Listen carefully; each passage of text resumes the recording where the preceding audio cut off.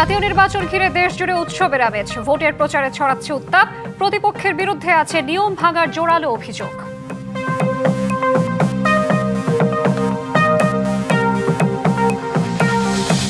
নির্বাচনী জনসভায় অংশ নিতে ময়মনসিংহের পথে বিএনপি চেয়ারম্যান তারেক রহমান।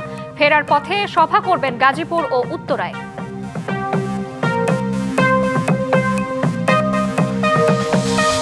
দেশে ফ্যাসিবাদের কায়দায় আর শাসন চলবে না। হ্যাঁ ভোট বিজয়ী না হলে সরকার গঠন করে লাভ হবে না। যশোরে নির্বাচনী জনসভায় জামায়াত আমির।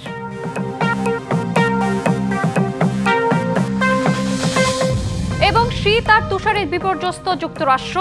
এ পর্যন্ত মৃত্যু 22 জনের। 25 অঙ্গরাজ্যে জরুরি অবস্থা। দুর্যোগের ধাক্কা অর্থনীতিতে। ভোটের প্রচারণায় মুখর দেশ। দিনরাত একাকার করে প্রার্থীরা ছুটছেন ভোটারের দুয়ারে। প্রতিদ্বন্দ্বীর বিরুদ্ধে অভিযোগ, পাল্টা অভিযোগে ভোটের মাঠে ছড়াচ্ছে উত্তাপ। ভোটের প্রচারণার ষষ্ঠ দিন আজ। সোমবার ঢাকা 18 আসনে বিএনপি প্রার্থীর বিরুদ্ধে হামলার অভিযোগ তোলেন 11 দলীয় জোটের প্রার্থী আরিফুল ইসলাম আদিব। ঢাকা 8-এর জোট প্রার্থী নাসিরউদ্দিন পাটোয়ারি নির্বাচন কমিশনে একটি দলের হয়ে কাজ করছে বলে অভিযোগ করেন। এদিকে ঢাকা 9 আসনে স্বতন্ত্র প্রার্থী তাসনিম জারা ভোটারদের কাছ থেকে ব্যাপক সাড়া পাওয়ার কথা জানান। ঢাকা 17 আসনে তারেক রহমানের পক্ষ থেকে ভোট চাইতে গিয়ে বিএনপি স্বাস্থ্য বিষয়ক সম্পাদক রফিকুল ইসলাম জামায়াতের বিরুদ্ধে অবৈধভাবে ক্ষমতা দখলের চেষ্টার অভিযোগ করেন। এছাড়া রাজধানীর সব আসনে বিভিন্ন দল ও স্বতন্ত্র প্রার্থীরা চষে বেড়াচ্ছেন অলিগলি, চাইছেন ভোট।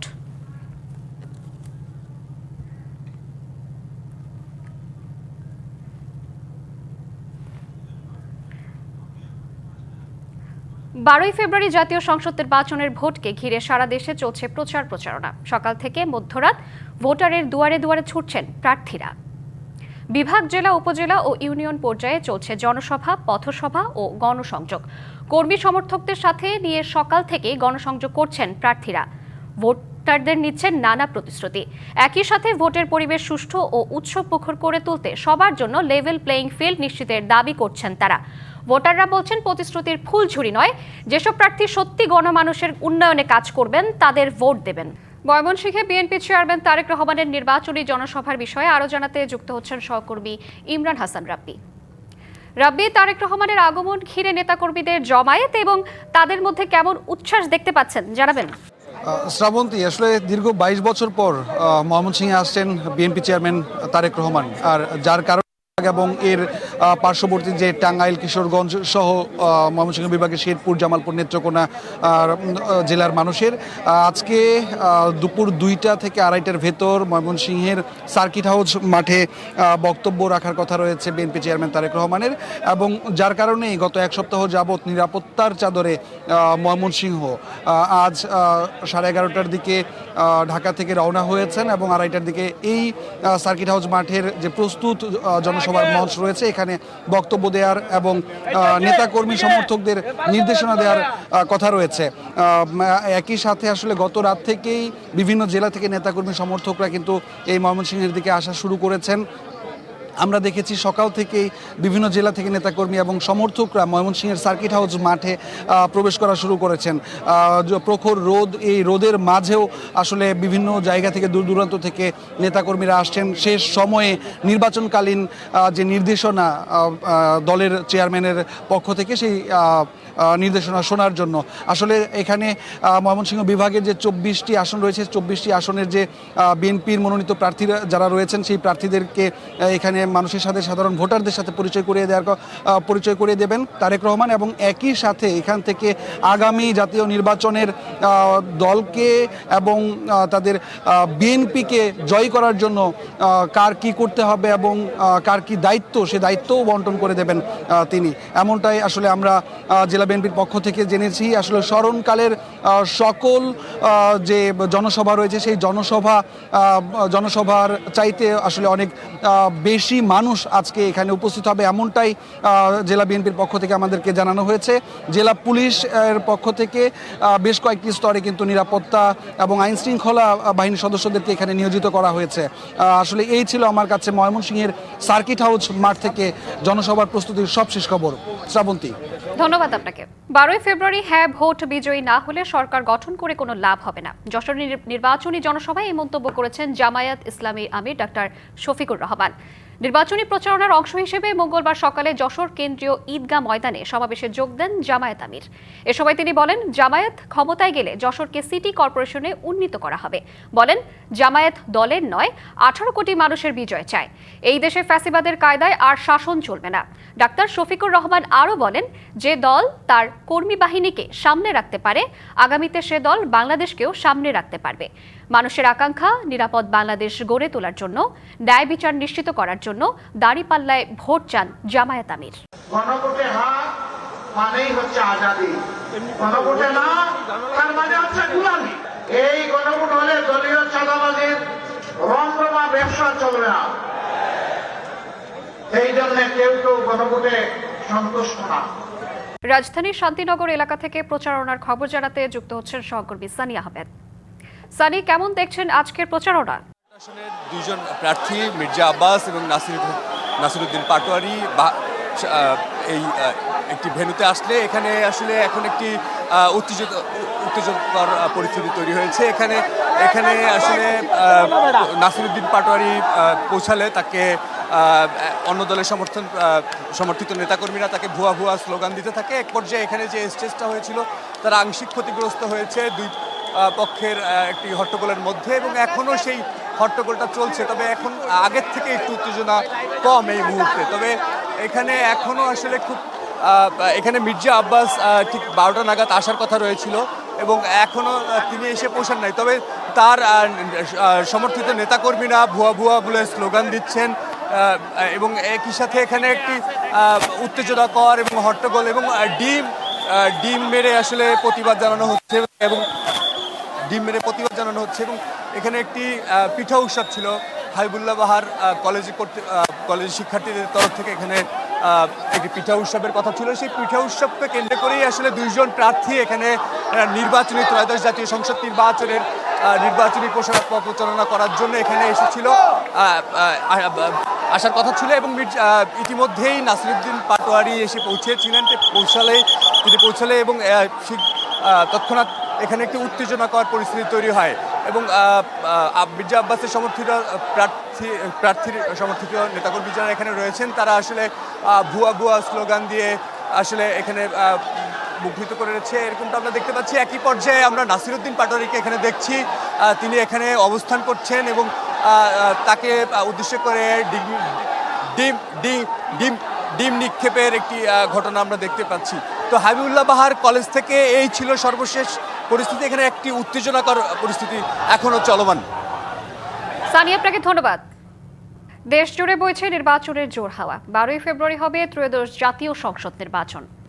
এ নিয়ে কি ভাবছেন সাধারণ মানুষ থেকে শুরু করে আগামীর জনপ্রতিনিধিরা, সে কথা জানাতে ডিবিসি নিউজের ইলেকশন এক্সপ্রেস ছুটে যাচ্ছে সব সংসদীয় আসনে।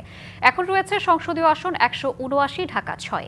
সিএসআরএম ডিবিসি ইলেকশন এক্সপ্রেস আজ সারাদিন থাকবো ঢাকা জেলায়। এই মুহূর্তে আমাদের সাথে যুক্ত আছেন ঢাকা 6 আসনে বাংলাদেশ জামায়াতে ইসলামী মনোনীত প্রার্থী ডক্টর আব্দুল মান্নান। আমরা তার সাথে কথা বলবো। আপনি তো দলের পক্ষ থেকে এবং জোটের পক্ষ থেকে নির্বাচন করছেন, কি পরিস্থিতি দেখছেন এখন পর্যন্ত? আপনাকে ধন্যবাদ, ডিবিসি নিউজকে ধন্যবাদ। এখনো পর্যন্ত জনগণ অধীর আগ্রহে 12 তারিখের জন্য অপেক্ষা করছে। জনগণ মনে করছে একটা উৎসবমুখর পরিবেশের ভিতর দিয়ে দীর্ঘদিন থেকে ভোটাধিকার থেকে যারা বঞ্চিত থেকেছে তারা ভোট দেওয়ার সুযোগ পাবে, এজন্যই জনগণ অপেক্ষা করছে। নির্বাচনে লেভেল প্লেয়িং ফিল্ড আছে কিনা, প্রচারণায় কোনো বাধার মুখে পড়ছেন? ইতিমধ্যেই লেভেল প্লেয়িং ফিল্ড কোনো জায়গায় নষ্ট হচ্ছে। এই কারণেই যে আপনি জানেন যে আমার প্রতিদ্বন্দ্বী প্রার্থী বিএনপির ইঞ্জিনিয়ার ইশরাক হোসেন, উনি উস্কানিমূলক বক্তব্য দিচ্ছেন। উনি বলছেন যে ওনারা যদি চান তাহলে জামাত ঘর থেকেই বেরোতে পারবে না।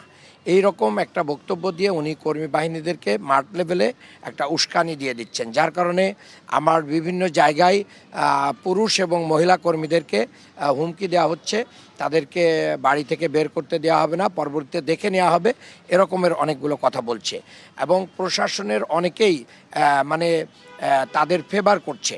আমাদের অনেক অভিযোগকে আমলে নিচ্ছে না, আবার সন্ত্রাসীদেরকে ধরা, অস্ত্রধারীদেরকে ধরা, এই ব্যাপারে প্রশাসনের দুর্বলতা রয়েছে। কি মনে করেন এভাবে চলতে থাকলে কি নির্বাচন সুষ্ঠু হবে আপনার আসনে? এভাবে যদি স্বরাষ্ট্র মন্ত্রণালয়, নির্বাচন কমিশন যদি এ ব্যাপারে ব্যবস্থা না নেয় তাহলে সুষ্ঠু নির্বাচন হওয়া অনেক কঠিন হবে, চ্যালেঞ্জিং হবে। আমি একটি বিষয়ে অভিযোগ দিয়েছি। আপনি জানেন যে ঢাকা 6-এর নির্বাচনী যতগুলো থানা অফিস আছে সব ইঞ্জিনিয়ার ইশরাকদের বিল্ডিংয়ে ভাড়াটিয়া তারা। তো একজন মালিকের যিনি নির্বাচন করবেন তার বিল্ডিংয়ের ভাড়াটিয়া থেকে ইলেকশন কমিশনের যে নির্বাচন পরিচালনা করবে সেটা কোনোভাবেই নিরপেক্ষ হতে পারে না এবং এখানে গোপনীয়তা সংরক্ষণ থাকতে পারে না।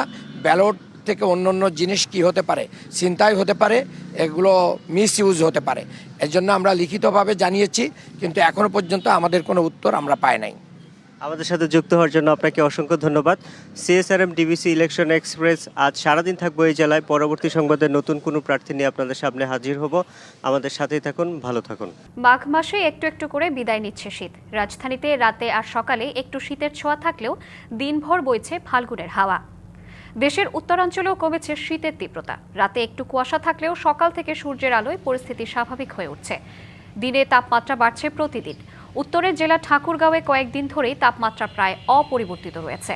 এদিকে দেশের সর্বনিম্ন তাপমাত্রা রেকর্ড করা হয়েছে শ্রীমঙ্গলে 10.2 ডিগ্রি সেলসিয়াস। মাঘের শুরু থেকে এখন পর্যন্ত চুয়াডাঙ্গায় তাপমাত্রা প্রতিদিনই উঠানামা করছে। আবহাওয়া অফিস জানিয়েছে জেলায় সর্বনিম্ন তাপমাত্রা রেকর্ড করা হয় 10.9 ডিগ্রি সেলসিয়াস। তীব্র তুষারঝড় আর শৈত্যপ্রবাহের কবলে যুক্তরাষ্ট্র। এই দুর্যোগে এখন পর্যন্ত মৃত্যু হয়েছে 30 জনের। জরুরি অবস্থা জারি করা হয়েছে 25টি অঙ্গরাজ্যে। এই দুর্যোগের ধাক্কা লেগেছে মার্কিন অর্থনীতিতে। ক্ষতির পরিমাণ দাঁড়াতে পারে $100 বিলিয়ন। শহরের রাস্তাঘাট থেকে শুরু করে গ্রামাঞ্চল, যুক্তরাষ্ট্রের সবখানেই এখন শুধু বরফ আর ঠান্ডার রাজত্ব। তীব্র শীতে সবচেয়ে বড় চ্যালেঞ্জ হয়ে দাঁড়িয়েছে দৈনন্দিন জীবনযাপন। বিদ্যুৎ বিচ্ছিন্ন থাকায় অনেক এলাকায় মানুষকে অন্ধকার ও ঠান্ডার মধ্যে রাত কাটাতে হচ্ছে। গরম রাখার জন্য হিটার, গ্যাস ও জ্বালানির উপর নির্ভরতা বেড়েছে কয়েক গুণ। তীব্র শীত শুধু মানুষের জীবনযাপনই নয়, পুরো অর্থনৈতিক ব্যবস্থাকেও চাপে ফেলেছে। ব্যাহত হচ্ছে ব্যবসা বাণিজ্য, বন্ধ রয়েছে নির্মাণ কাজ, কমেছে উৎপাদন। বিপর্যয়ে ধাক্কা লেগেছে পরিবহন ব্যবস্থায়, সমস্যা দেখা দিয়েছে পণ্য সরবরাহে। শীতের কারণে সাধারণ পরিবারের খরচও বেড়েছে। গরম রাখার জ্বালানি, বিদ্যুৎ বিল ও চিকিৎসা ব্যয় অনেক পরিবারের জন্য বাড়তি চাপ সৃষ্টি করছে। সংবাদ সংস্থা এপির প্রতিবেদনে বলা হয়, ভয়াবহ আবহাওয়ায় যুক্তরাষ্ট্রের জিডিপি কমতে পারে 0.5 থেকে 2% পর্যন্ত। বেসরকারি প্রতিষ্ঠান একুওয়েদার বলছে এ ঝড়ের ক্ষতি হতে পারে $105 থেকে $115 বিলিয়ন পর্যন্ত।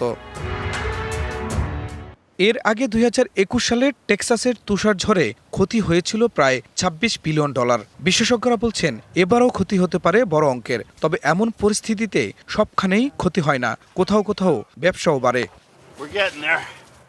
কিন্তু সামগ্রিকভাবে লাভের চেয়ে ক্ষতিই বেশি হয় বলে মনে করছেন গবেষকরা। সরবরাহ ব্যবস্থা ভেঙে পড়া, জরুরি সেবার খরচ, পরিবহন ব্যয় সব মিলিয়ে বাড়ছে অর্থনৈতিক চাপ। খান Mohammad Mukul, DBC news desk. অবশেষে পূরণ হলো যুক্তরাষ্ট্রের প্রেসিডেন্ট ডোনাল্ড ট্রাম্পের গাজা শান্তি পরিকল্পনার প্রথম ধাপের গুরুত্বপূর্ণ শর্ত। তেল আবিবে পৌঁছেছে হামাসের হাতে আটক ইসরায়েলি শেষ বন্দির মরদেহ।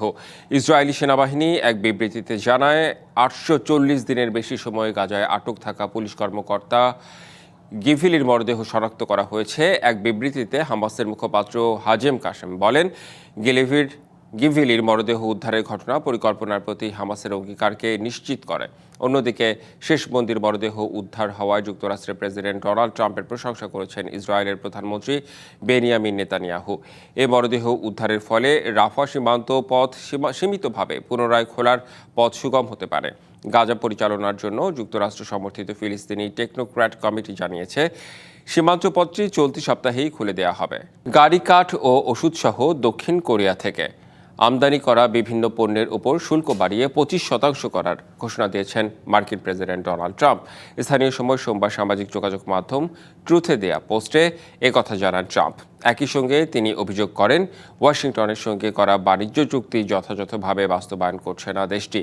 কোরিয়ান সংসদ ঐতিহাসিক বাণিজ্য চুক্তি অনুমোদন না করায় তিনি শুল্ক 15% থেকে বাড়িয়ে 25% করার কথা জানান মার্কিন মোড়ল।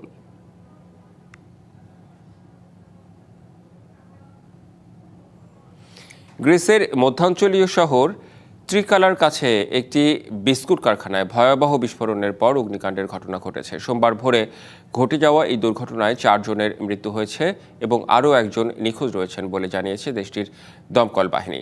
নিহত 4 জনই নারী কর্মী। অগ্নিকাণ্ডে কারখানার বড় অংশ আগুনে পুড়ে গেছে। দুর্ঘটনার সময় কারখানাটিতে 13 জন উপস্থিত ছিলেন, যাদের মধ্যে 8 জনকে জীবিত উদ্ধার করা হয়েছে। কারখানার মালিক ভায়োলান্তা এর বরাত দিয়ে বার্তা সংস্থা রয়টার্স জানিয়েছে, আগুনের সূত্রপাত কিভাবে তা এখনো স্পষ্ট নয়। তবে প্রাথমিক তদন্ত শেষে ধারণা করা হচ্ছে গ্যাস লিক থেকেই শক্তিশালী বিস্ফোরণটি ঘটে থাকতে পারে।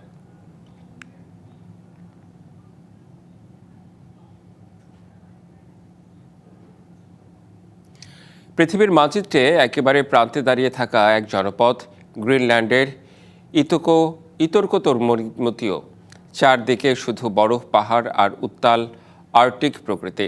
প্রতিকূল পরিবেশে লড়াই করে বাঁচতে হয় এখানকার বাসিন্দাদের।